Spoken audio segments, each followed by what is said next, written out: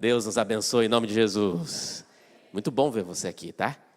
Nesse primeiro dia da semana, começando a nova semana, com você aqui adorando o nome do Senhor Jesus. Que Jesus fale com você, mais uma vez, fale comigo, para que possamos ter convicção de que o Senhor tem grandes sonhos para a nossa vida, viu? Louvado seja Deus pela sua vida também. Quero dar um abraço especial para você que está conosco aqui pela internet. É muito bom receber você, saber que você faz parte também desta jornada espiritual, que o Senhor Jesus continue guiando a sua vida. Curta esta mensagem, compartilhe com seus amigos, bota lá no grupo da família, quem sabe não tem alguém lá que precisa ouvir a mensagem da Palavra de Deus. Fale para nós de onde você está assistindo, isso é importante para a gente saber aonde essa mensagem tem chegado. Eu louvo a Deus, eu tenho recebido diversas mensagens, encontrado pessoas aí nos mais diversos locais do Brasil, e todas elas fazem parte de alguma maneira desta igreja, e nós louvamos a Deus porque você faz parte dessa história também, tá? Continue adorando conosco, cada vez mais. E um abraço especial também para vocês que nos escutam pelas ondas da rádio Novo Tempo de Vitória. Louvado seja Deus pela sua vida também. Vamos para a palavra? Sim ou não? Estão animados, né, minha igreja? Espero que sim. Nós vamos começar hoje, pode colocar para mim, por favor, meu amigo. O passador já está aqui. Nós vamos começar hoje uma série nova. Ontem foi um dia cheio, né? Eu dei alguns recados e acabei esquecendo de avisar da minha própria série. Mas hoje estamos começando uma nova série nesta igreja. É uma série importante, em que eu orei bastante por ela. Ela é baseada em um livro que eu li alguns anos atrás e que me fez muito bem. E baseado neste livro, eu tirei algumas reflexões pastorais para conseguir compartilhar com a minha igreja. Então nós teremos nos próximos domingos, começando hoje até o final de junho, trabalhando a temática da espiritualidade emocionalmente saudável. E é sobre isso que a gente vai tentar conversar um pouquinho hoje e nos próximos domingos, tá? A ideia é trabalhar 3 temáticas principais. Vamos trabalhar a espiritualidade como um estilo de vida, como uma escolha prática diária. Nós vamos trabalhar as emoções com equilíbrio, baseados na espiritualidade, mas vamos trabalhar principalmente a temática da maturidade espiritual. E como que nós vamos, com o decorrer do tempo, deixando de ser apenas estagnados na vida cristã e amadurecermos espiritualmente também. O apóstolo Paulo, em um momento, a carta dos Coríntios, ele até disciplina, entre aspas, a sua igreja, ao dizer para eles assim, olha, eu não preciso mais dar para vocês apenas o mingau. Vocês já têm condições de comer alimento mais sólido, vocês já estão amadurecidos. Deus espera um momento em que a sua igreja vai amadurecendo com o decorrer do tempo, com a maneira como você vai vivendo a sua fé. E isso também tem muito a ver com a sua vida, com a sua personalidade, mas com as suas decisões de conhecer mais a Deus, de conhecer mais a palavra de Deus. Então faremos uma jornada bíblica, que o Espírito Santo fale conosco. Vamos juntos? Sim ou não? Conto com você para os próximos domingos também, tá? Hoje a gente vai fazer apenas uma introdução, vamos tentar entender alguns aspectos deste livro, mas principalmente peguei algumas histórias bíblicas para nós refletirmos e tirarmos lições poderosas para a nossa vida também. Vamos lá. Quero começar lendo com você um texto que está lá no livro de Apocalipse. Apocalipse capítulo 3, o versículo 20, talvez seja um dos mais conhecidos versículos do livro do Apocalipse.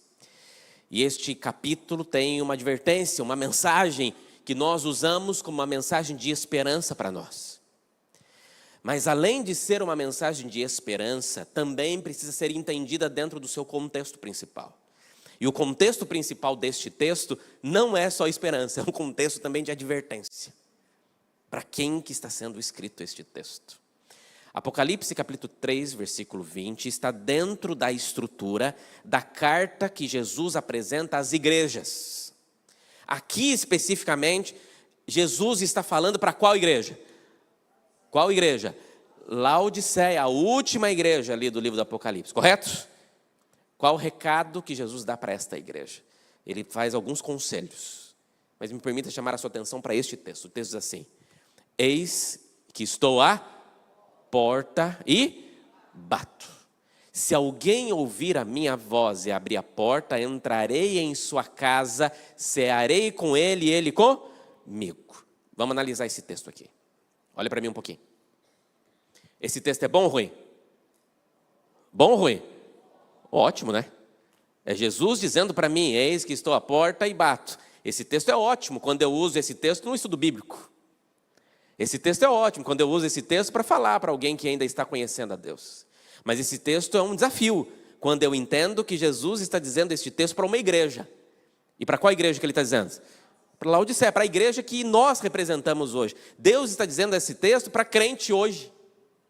E sabe o que ele está dizendo para pessoas que já têm uma espiritualidade? Ele está dizendo assim: eis que eu estou na porta. E significa que se ele está na porta, significa que ele ainda não entrou. E isso é um problema. Deus está dizendo para uma igreja que ele ainda continua batendo. E isso é um desafio para mim. É Deus dizendo para mim assim: olha, você precisa entender que Deus ele só vai entrar definitivamente na sua vida quando você abrir a porta do seu coração para que ele possa entrar. Eis que estou à porta e bato. Se alguém ouvir, se em algum momento você entender que alguém está batendo na porta, que a campainha está tocando, que alguém está chamando, e você abrir, saiba que eu vou entrar e eu vou cear com você. E aqui a entrelinha do texto é: eu vou cear com você e eu levo a ceia, tá? Jesus está dizendo: eu vou na sua casa, eu vou entrar na sua vida, eu vou transformar o seu coração e eu levo o banquete. Mas eu só vou fazer isso se você deixar. Então a pergunta para ilustrar a mensagem de hoje é: até onde Jesus tem acesso na sua vida? Não, pastor, Jesus tem acesso a tudo na minha vida, tem certeza? Ele tem acesso a tudo mesmo? Até onde você tem permitido ele entrar? Porque quando nós olhamos, nós alcançamos a agenda religiosa, ou ele também alcança as suas emoções? Será que a nossa espiritualidade permite que Jesus entre em nossa vida apenas no sábado, no culto, no ministério, na aparência cristã, ou quando eu estou com as minhas feridas, com as minhas culpas, com os meus medos, com as minhas raivas, com as minhas inseguranças, com os meus padrões familiares, com meus desejos desordenados? Cristo também tem acesso lá. A impressão que me dá algumas vezes, conversando com muita gente, olhando, claro, para a minha própria vida, é que em alguns momentos da vida, a gente fala assim: Senhor, olha aqui, ó, essa aqui é minha casa, tá? Nesse quartinho aqui, na cozinha, o senhor pode entrar. Aqui na sala, o senhor pode entrar. Mas esse quartinho de bagunça aqui, o senhor não entra não, tá? Aqui não entra. Eu já falei isso aqui uma outra vez, né? Que eu sou mineiro e quem é mineiro gosta de mostrar a casa para visita. E geralmente você não mostra a casa inteira.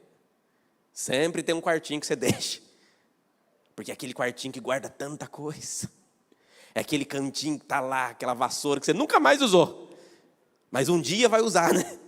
A gente não joga fora. Aquele balde que já está rachado, ele não vai segurar a água mais. Mas é da sua avó que te deu de presente no seu casamento. E aí fica lá, guardadinho. Esse quartinho a gente não mostra para ninguém. Porque é o quartinho da bagunça, é onde fica guardado as coisas. O que eu preciso dizer para você nessa noite, amigo, é que Jesus também quer ter acesso ao seu quarto de bagunça.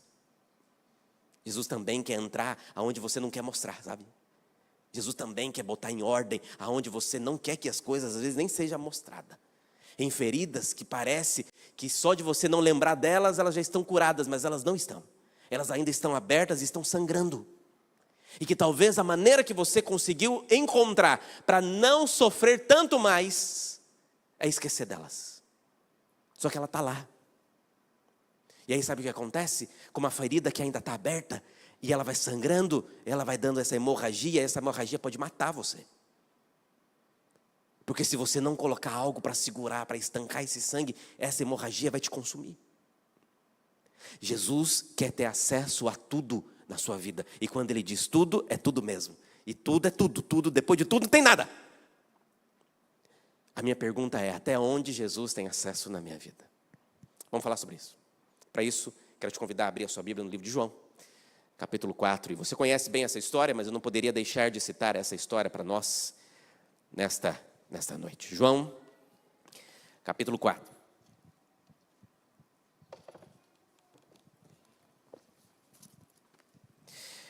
João capítulo 4 vai apresentar para nós a história da mulher samaritana. E não é minha missão aqui apresentar para você toda a história, porque você, imagino eu, já conhece boa parte dela, ou se não conhece, te oriento e te incentivo a você estudar sobre essa história, porque ela é um clássico bíblico e que tem muitos ensinamentos para nós. Mas eu queria que você observasse essa história numa perspectiva, na perspectiva dessa espiritualidade emocionalmente saudável. Olha o que diz o texto. Acompanhe comigo a leitura a partir do verso 1. Diz assim, João capítulo 4, verso 1. Quando Jesus soube que os fariseus tinham ouvido dizer que ele fazia e batizava mais discípulos do que João, Se bem que Jesus mesmo não batizava, e sim os seus discípulos. Deixou a Judéia, retirou-se outra vez para a Galiléia. E era necessário passar pela região da Samaria. Veja, a palavra, o versículo 4, era necessário passar pela região da Samaria.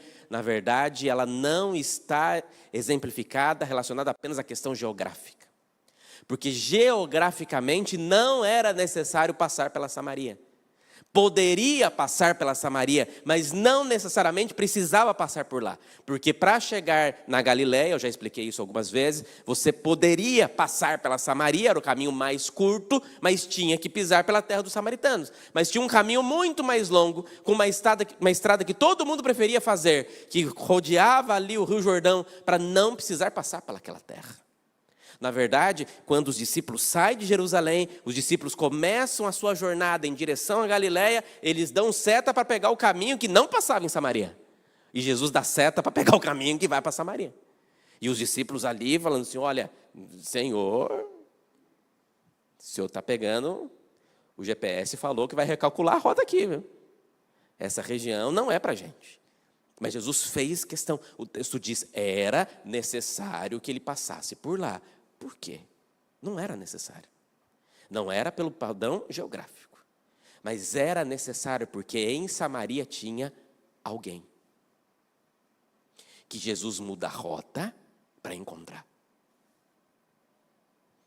É impressionante a maneira que Deus faz, às vezes, de mudar rotas significativas em nossa caminhada para nos encontrar nos momentos que nós mais precisamos. Ah, quantas coisas já aconteceram. Quantos voos alguém já perdeu, quantos ônibus, quantos carros de aplicativo que foram cancelados para que você pudesse ter um contato, ter uma mensagem com alguém. Que Deus mudou a rota da sua caminhada para que algo acontecesse. Ah, amigos, eu quero ter muito essa experiência de no céu ter bastante tempo para conversar com o meu anjo. E eu sei que ele vai ter muita história para me contar. De momentos, de jornadas que precisaram ser alteradas, para que a minha vida pudesse continuar na presença do Rei. Na verdade, Jesus sai de Jerusalém, passa por Samaria, porque precisava encontrar essa mulher. A história é conhecida, os discípulos vão para a cidade para poder comprar comida, verso de número 6, ali ficava o poço de Jacó. Cansado da viagem, Jesus sentou-se junto ao poço e era meio-dia. Meio-dia, ninguém buscava água meio-dia. Mas nisso, uma mulher samaritana veio tirar água. E Jesus lhe disse, me dê um pouco dessa água. Pois os seus discípulos tinham ido à cidade comprar alimentos. Então, a mulher samaritana perguntou a Jesus. E aqui, eu quero chamar a sua atenção para esse diálogo de Jesus com essa mulher, porque tem vários aspectos aqui teológicos, de crescimento, de amadurecimento, que vai tendo no decorrer da jornada. O primeiro pedido de Jesus é simples aos olhos nossos. Por favor, me dê um pouco de água, estou com sede, é meio-dia, está calor, me dá um pouco de água. Esse era um pedido simples hoje, mas não para aquele tempo. Naquele tempo, um judeu nunca pediria água para uma mulher, muito menos para uma samaritana. Mas Jesus não está nem aí, nesse momento era só ele e aquela mulher. E ele sabia que ele precisava passar por Samaria, porque ela precisava deste encontro. A história conhecida diz que então a mulher samaritana perguntou a Jesus, como o Senhor, sendo um judeu, ela se espanta, pede água para mim, que sou mulher samaritana. E ela disse isso porque os judeus não se dão com os samaritanos. Jesus então respondeu, se você conhecesse o dom de Deus, e quem é que está lhe pedindo água para beber, você pediria e ele daria água viva. E a mulher respondeu até meio em tom irônico, né? Mas o Senhor não tem nenhum balde. Esse poço é fundo, como é que você vai pegar água? De onde você vai conseguir essa água viva? Por acaso o Senhor é maior do que Jacó, nosso pai, que nos deu esse poço, do qual ele mesmo bebeu, assim como seus filhos e o seu gado? E Jesus respondeu, quem beber desta água aqui de Jacó vai voltar a ter sede. Mas aquele que beber da água que eu lhe der, nunca mais terá sede. Pelo contrário, a água que eu lhe der será nele uma fonte a jorrar para a vida eterna. Jesus está fazendo para essa mulher um apelo espiritual. Eu tenho uma água para você que vai resolver todos os seus problemas. O seu problema hoje é que você está cansado de vir aqui meio-dia buscar água no sol quente, porque você não quer ter contato com ninguém, né? Você não quer encontrar as pessoas, você tem medo do julgamento, você sabe que as pessoas apontam o dedo para você, você sabe do dilema que isso acontece, mas eu tenho uma água para você que você não precisa nunca mais vir aqui. E aí, interessante que a mulher, no verso 15, diz, então Senhor, então me dê essa água. Me dê essa água, porque eu não quero mais ter sede. Eu não quero, na verdade, ela diz isso explicitamente, eu não quero precisar vir aqui mais buscar. Eu não aguento mais ter que carregar esse vaso pesado meio-dia. Não quero mais, enquanto todas as outras mulheres vêm cedinho. E aí Jesus mexe no quarto da bagunça. E é isso que eu preciso trabalhar com você. Jesus poderia ter terminado o apelo aqui. Olha, eu tenho uma água viva para te entregar. Correto? E a mulher diz assim, não, eu quero esta água. Ela aceitou o apelo, sim ou não? Jesus podia falar assim, ó, então está batizada, está salva, vai para casa, está tudo bem. Vou para casa. Missão cumprida. Mas Jesus entendia que ele ainda precisava atingir uma área que ainda incomodava ela. E é difícil quando essas áreas incomodam. E aí Jesus falou assim, então chama o seu marido. Era aquela pergunta que ela não queria. Mas ele não conhecia ela, né? Eu sou um desconhecido que veio de viagem, um peregrino de Jerusalém, um judeu. Tá bom. Não, desculpa, moço, eu sou solteira. Não tenho marido, não. É verdade. Você falou bem. Porque já teve 5. E o que está agora não é seu. Ela, eita! Guarda a bagunça. Não vai mexer nisso. Por que você vai mexer? E sabe o que acontece depois? A história é maravilhosa. E o que ela fala depois? Começa a chorar, é isso não? Senhor, é verdade.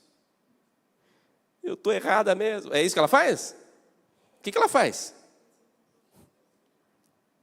A mulher então lhe disse, o Senhor é um profeta, né? Aqui, falando nisso, nossos pais adoravam nesse monte. Mas vocês dizem que é em Jerusalém que deve adorar. Onde que eu devo adorar? É aqui ou é em Jerusalém? O que ela fez aqui? Mudou de assunto. Não, Senhor, eu não te dou autorização. Aqui, esse quartinho, não. Só fica na sala de visita, ó. Vamos falar de coisas espirituais. Vamos falar da fé. Vamos falar de adoração? Vamos lá, para a área de adoração. Eu adoro aqui em Samaria ou em Jerusalém? Estudo bíblico. Nisso aqui, não. Isso aqui é o quarto da bagunça. Está entendendo aqui? O que Jesus me ensina nessa história... E ele responde depois as perguntas e questões espirituais que a mulher tinha e os dilemas espirituais que ela tinha. Mas Jesus estava se colocando à disposição para dizer assim, ó, a água viva que eu tenho para te dar, esta água que transforma a vida, cuida de todas as feridas da sua vida. Inclusive dessa ferida que você abriu, desse desejo de encontrar felicidade de alguma maneira. Porque se você vem buscar água a meio-dia, você tem um anseio por algo maior. E se você está aí no seu 5º casamento, é porque você enxergou no casamento uma maneira de conseguir ser feliz. E você descobriu que só no casamento você não é feliz. E aí você viu a vizinha feliz e agora está com o marido da vizinha, pensando que casar com o marido da vizinha vai te fazer feliz também. Mas você descobriu que nada disso está te fazendo feliz. Porque não é essa situação que vai resolver a tua vida. Não é essa felicidade que você busca. Você está buscando felicidade no lugar errado. Na hora que você resolver o seu quartinho da bagunça, na hora que parar de feder a felicidade que você precisa aí dentro, aí as outras coisas vão ser resolvidas. Mas deixa eu entrar em tudo. E eu acerto tudo para que você descubra o verdadeiro valor da felicidade. Está claro isso aqui? Aí ela levanta, nossa, encontrei o profeta e vai contar para todo mundo. E você conhece a história. Porque Jesus decidiu que Ele quer mudar todas as vírgulas, as exclamações, as interrogações que nós escrevemos na nossa própria história. Essa história me lembra de maneira poderosa de que a nossa vida é isso aí. É um iceberg. O que as pessoas veem, o que nós vemos é essa pontinha.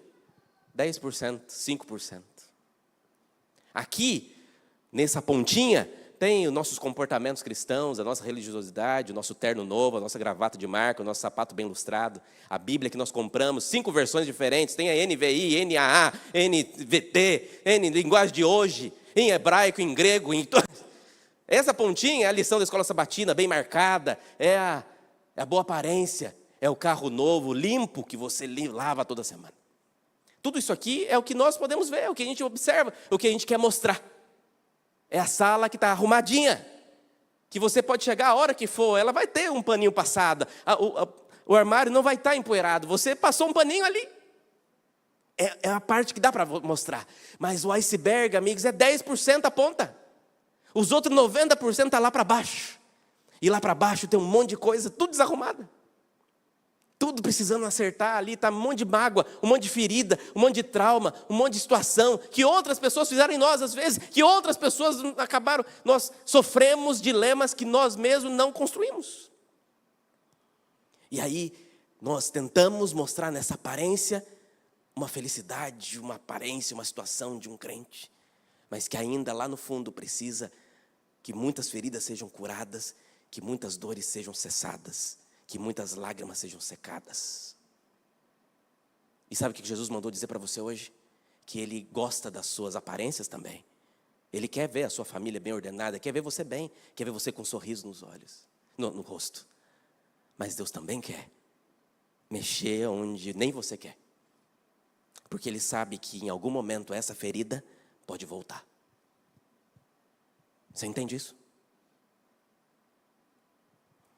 É por isso que quando o apóstolo Paulo vai falar para a igreja sobre o fruto do Espírito Santo, ele trabalha nesse fruto. E é interessante que ele não fala frutos, né? Ele fala fruto porque é um pacote. É um fruto só, como uma tangerina, que é uma fruta só, mas tem vários gominhos que montam, que formam esta fruta. Na verdade, o que Cristo está querendo dizer é, o que você tem vivido aí, amigos, é esse temperamento, essa condição, esse sorriso, essa maneira, essa forma. Tudo isso é importante. Mas o que o Espírito Santo quer fazer em você são situações que vai mexer na essência da tua vida. O que Cristo quer fazer em você é colocar amor em você.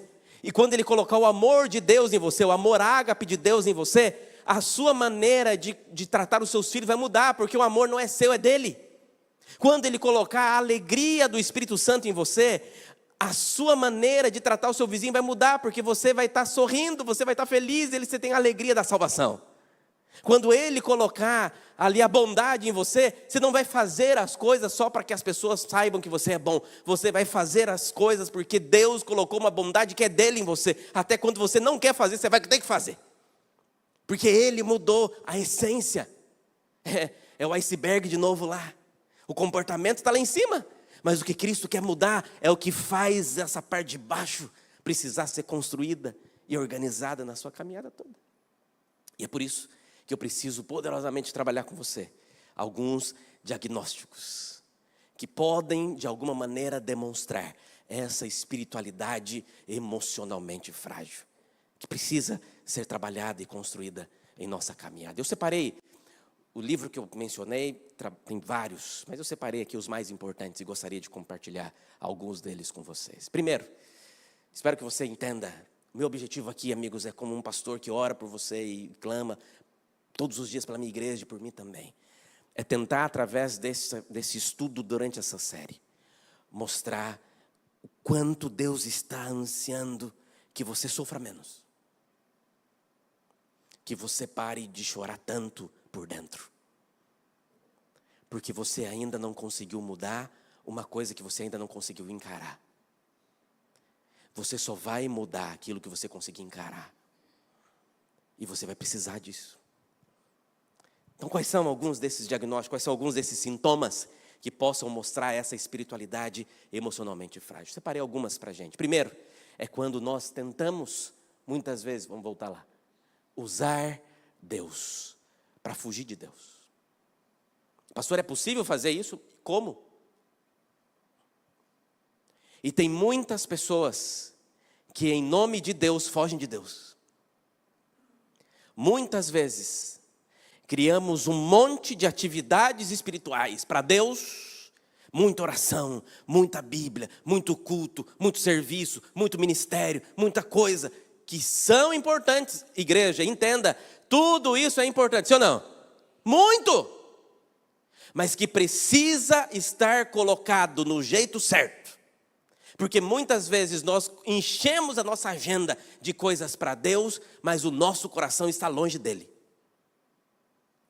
Tentamos usar Deus para fugir dele mesmo. Tentamos utilizar até as expressões espirituais para muitas vezes virar as costas para aquele sonho que Deus tem para você. Na verdade, eu entendi na minha caminhada e espero que você também tenha entendido isso. que quando nós permitimos que Deus escreva a agenda da nossa vida, Ele nos direciona para aquilo que nós mais precisamos. E tem gente que precisa de mais oração, tem gente que precisa de mais estudo da Bíblia, tem gente que precisa ir mais no culto, e tudo isso é importante. Mas tem gente que o que precisa mesmo é se curar, para depois ser utilizado para a obra de Deus. Porque você, do jeito que está, você não está bem nem para ajudar outro. E tem muita gente que precisa de você, mas precisa de você bem, para que você continue. Às vezes nós lotamos a nossa agenda de coisas para Deus, mas esquecemos que o que Ele mais quer é que você tenha a presença dEle, porque a presença dEle te acalma. E aí eu trago claramente o exemplo de Elias aqui, que lá no monte, na caverna, procurou Deus na tempestade. O que mais? No fogo, no vento forte. Mas ele só encontrou Deus aonde? Na brisa que acalma. Porque escute o que eu vou dizer para você. A presença de Deus acalma o coração. Não, pastor, eu estou agitado, então talvez você está buscando o lugar errado. Porque a presença dele acalma. Você respira. Quantas vezes eu estava tão angustiado, tão chateado, tão preocupado. E uma oração foi o remédio que eu precisava. Quem já não voltou de uma oração, já saiu de uma oração, depois de uma oração sincera, e parece que caiu um caminhão assim dos seus ombros, assim, sabe? E às vezes é isso. Segundo sintoma, é quando você começa a ignorar as emoções. E isso também é um problema. Quando você começa a ignorar a sua raiva, a sua tristeza, o seu medo. Deixa eu tentar explicar isso aqui um pouquinho melhor. Nós muitas vezes na vida cristã, religiosa, tentamos entender e aprendemos que os nossos sentimentos são suspeitos, são indicativos de falta de fé. Mas as nossas emoções também nos ensinam algumas coisas. E nós precisamos ficar focado em algumas emoções. Tem um poeta gaúcho, brasileiro gaúcho, que ele escreveu um poema bem famoso, bem interessante, que até depois um cantor de música secular transformou este poema numa música.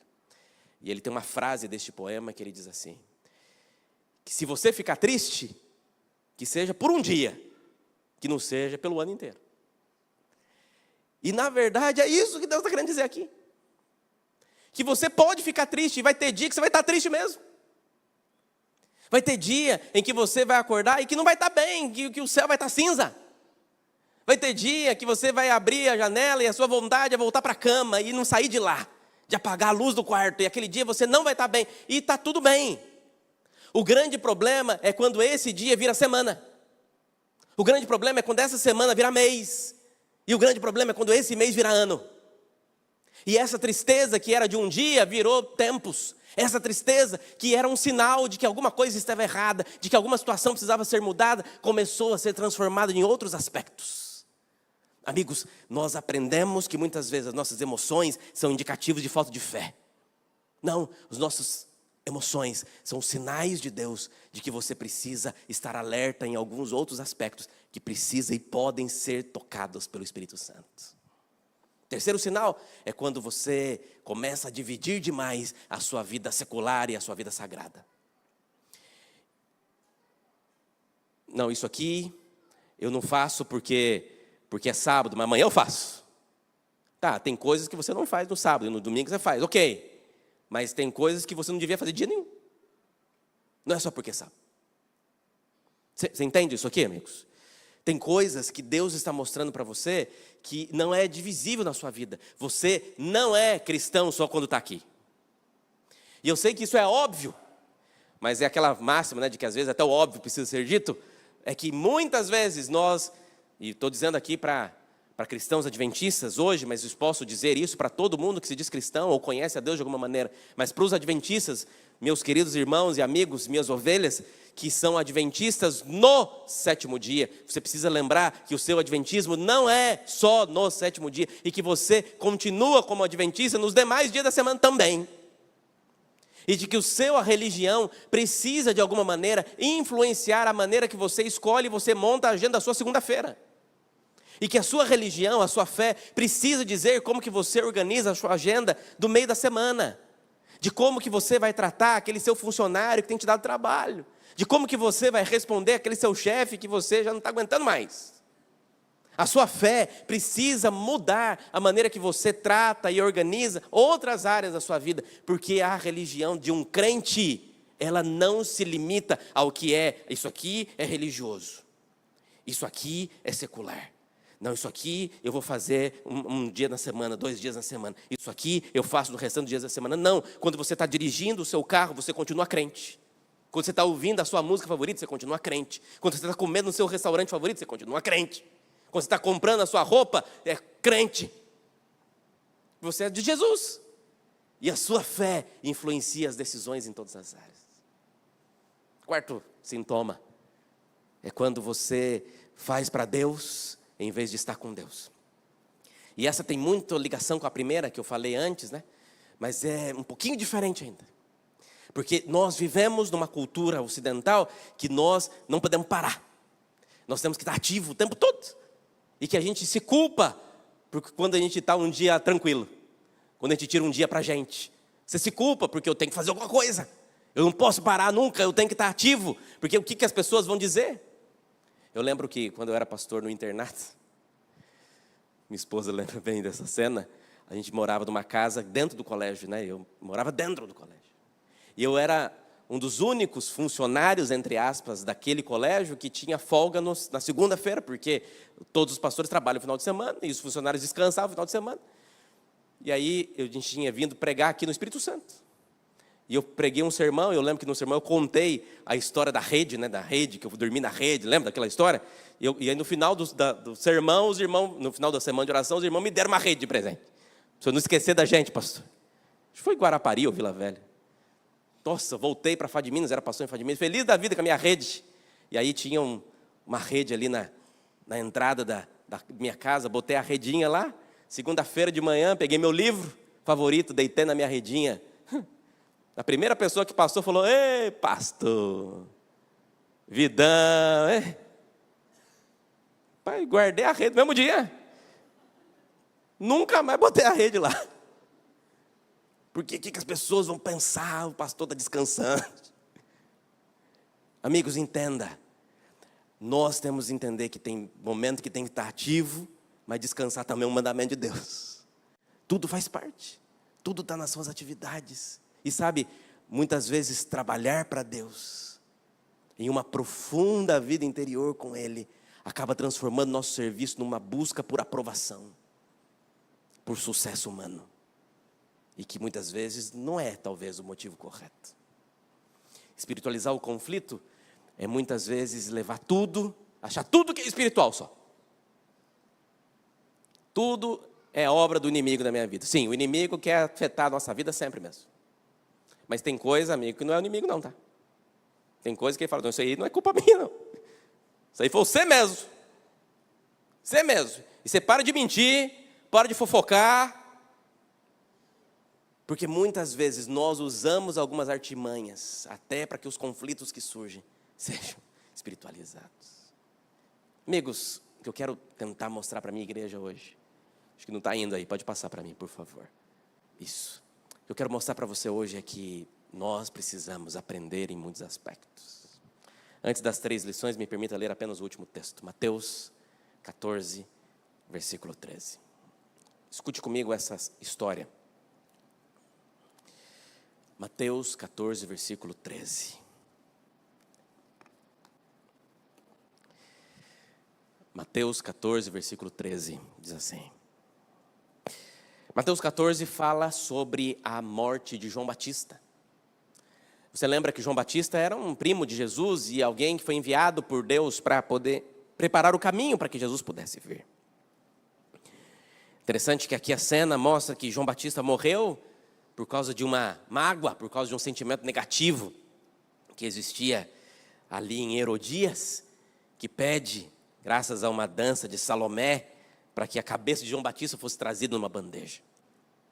Uma cena triste, Não precisava ter sido daquele jeito, mas a notícia chegou em Jesus. E Jesus ouviu quando a notícia de que João Batista tinha morrido. Versículo 12 diz: então vieram os discípulos de João, levaram o corpo, sepultaram João Batista. E depois disso foram e anunciaram isso para Jesus. Jesus ficou sabendo da morte de João Batista. E qual foi a reação de Jesus com a morte de João Batista? Qual foi a reação dele? De pensar e falar assim, olha, ele vai ressuscitar naquele grandioso dia. Jesus sabia que isso iria acontecer. Eu tenho uma nova história para a vida dele, eu posso ressuscitá-lo depois. E eu acredito, não está escrito na Bíblia, mas eu acredito que quando Jesus ressuscita, entre aquelas pessoas que ressuscitaram, eu acredito que João Batista estava ali. É minha e eu vou provar a minha teoria no céu. Agora, o que eu sei é que mesmo assim, quando Jesus recebe a notícia, o que ele faz? Verso 13. Jesus, ouvindo isso, se retirou-se sozinho de um barco para um lugar deserto, à parte. Quando Jesus ouviu isso, escute, Jesus pegou o barquinho e foi sozinho para o meio do mar. Olha aqui. Não tem mais ninguém na igreja, tá? Só eu e você aqui. Sabe Jesus, o Rei dos Reis, o Senhor dos Senhores, sabe? Aquele que andou sobre as águas, aquele que abriu o mar. Esse Jesus, quando ouviu uma notícia triste, precisou separar um tempinho para pegar um barquinho e ir sozinho para o meio de um oceaninho para buscar cura para uma dor. É a única vez na Bíblia que Jesus vai sozinho para o mar, a não ser quando ele andou sobre as águas. Quando ele pega um barco, Jesus não era pescador. Jesus não estava acostumado a dirigir embarcações. Mas aquele momento a dor era tanta que ele pega o seu barquinho e vai lá. E por que ele vai lá? O texto responde. O que o texto diz? Ao saberem disso, as multidões vieram da cidade seguindo por terra. E ao desembarcar, Jesus viu uma grande multidão e ele se compadeceu dela e curou todos os seus enfermos. Escute, Jesus ouviu a notícia da morte de João Batista, ficou angustiado, pegou um barquinho, foi sozinho, ficou no mar e depois de um tempo ele voltou. E quando ele voltou tinha uma multidão de gente. E diz que Jesus agora teve o quê? Compaixão e curou as suas feridas. Então pergunto para a minha igreja hoje, por que Jesus precisou pegar o barquinho para ir no mar? Porque naquele momento ele precisava se curar para poder curar. É difícil pensar isso de Jesus, né? Mas é porque ele era Deus, mas era homem como eu. E só quando ele se curou, ele voltou com condições para ter compaixão e curar mais. Sabe por que você precisa se curar? Porque tem uma multidão que precisa de você. Mas você só vai ter compaixão dessa multidão quando o seu coração estiver bem.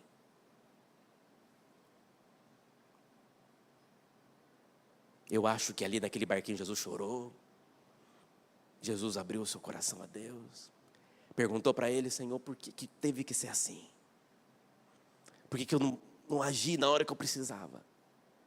Mas depois que ele voltou resolvido. Ele se resolveu. Impressionante. 3 lições? Primeira. Querida igreja, permita que Jesus vá além da superfície. Às vezes nós queremos que Jesus seja o rei sobre a nossa vida. Sim ou não? Mas só sobre a ponta do iceberg. Só até aqui, tá? Reine sobre a minha vida, mas só sobre essa cerca. Passou dessa cerca, sou eu.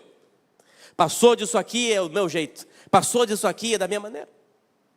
Amigos, a oração que Jesus quer que você faça hoje a Ele, em nome de Jesus, é: a oração que Davi fez lá no Salmo 139, um dos meus salmos favoritos da Bíblia, que diz: sonda, meu Deus, e o quê?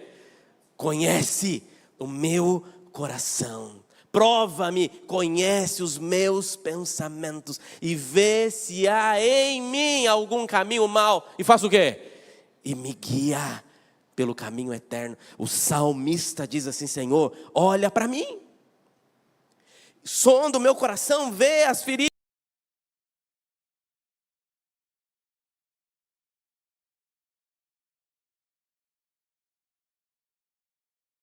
trilhei, vê os nós que eu mesmo dei. Só que essa, amigos, é uma oração perigosa, porque se eu pedir para Deus: Senhor, olhe para mim e veja o que há de mal em mim, Deus vê mesmo. E tem bastante coisa. Só que você não precisa ficar com medo disso. Porque quando Deus pode mostrar coisas que preferimos esconder, esta oração é uma oração de libertação. Porque Deus nunca revela para destruir, Deus sempre revela para curar.